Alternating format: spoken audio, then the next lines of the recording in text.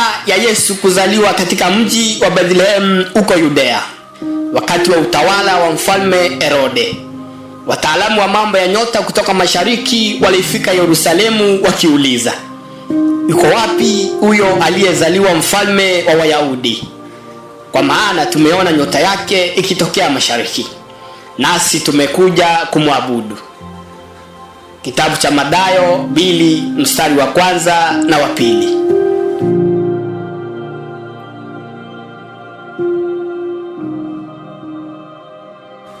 Ni nini maana ya nyota? Inamaanisha nini unaposikia watu wakisema fulani ana nyota ya biashara, uongozi, uimbaji au hata utumishi?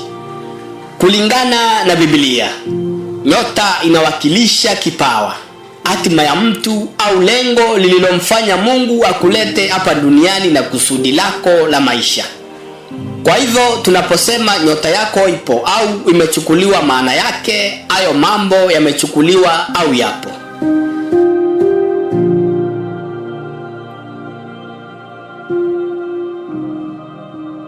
Kimsingi hakuna mtu asiye na maana tangu kuzaliwa kwake, kwa sababu kila mtu aliye duniani amekuja kwa kusudi lake.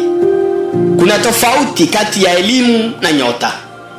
Elimu sio nyota, lakini elimu inaweza tu kutumika kunoa nyota.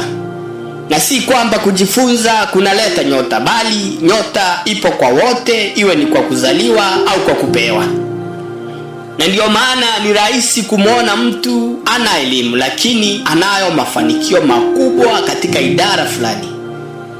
Katika kitabu cha Mhubiri 9 mstari wa 11, neno linasema kwamba wakati na nafasi huwapata wote, na sio swala la elimu au ujuzi.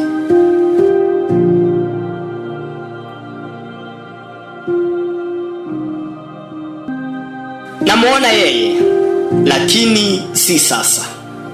Namtazama yeye, lakini si karibu. Nyota itatoka kwa Yakobo, fimbo ya ufalme itainuka kutoka kwa Israeli. Ataponda ponda wa Moabu na kumaliza wana wa Sedi. Kitabu cha Hesabu 24 mstari wa 17. Neno hili linazungumzia nyota kuwa mtu ama roho ndani ya mtu, ikithibitisha uwepo na umuhimu wake katika maisha ya mwanadamu. Katika kitabu cha Mwanzo 37 mstari wa 9, Yusufu anaota jua, mwezi na nyota 11 wakiinama mbele zake.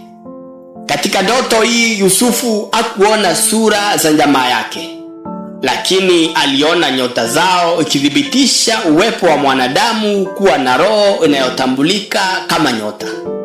Mungu amepeana mamlaka kwa watu aliyechagua yeye mwenyewe ili kuwa na uwezo wa kuwapa wengine roho ama nyota.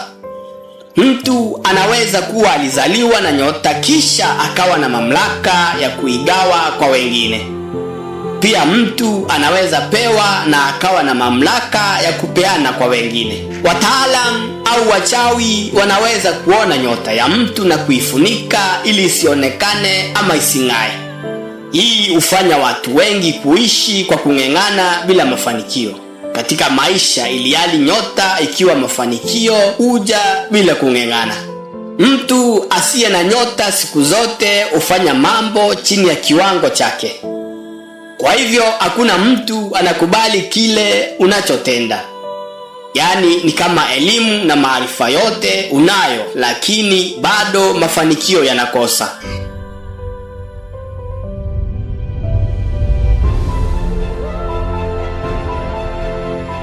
Ikawa Sauli alipogeuka kumwacha Samueli, Mungu aliubadilisha moyo wa Sauli, na ishara zote Samueli alizokuwa amemwelezea zikafanyika siku ile.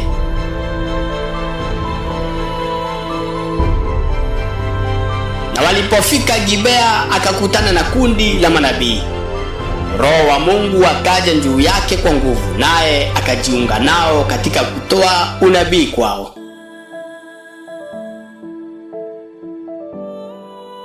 Samueli wa kwanza mlango wa 10 mstari wa 9 na mstari wa 10. Mungu akupe nyota isiyofanana na ya mtu mwingine. Ufanikiwe na ung'ae, si kwa taifa lako tu, bali kwa mataifa. Uwe msaada kwa wote unaowajua na usiowajua. Na siku zote Mungu akulinde usinyang'anywe. Hadi wakati mwingine kama huu, mtazamaji wangu, neema ya Bwana ikufunike daima na nyota yako itumike katika kumpa Mungu sifa na utukufu milele na milele. Nimekuwa wako Cyprian Mutuma.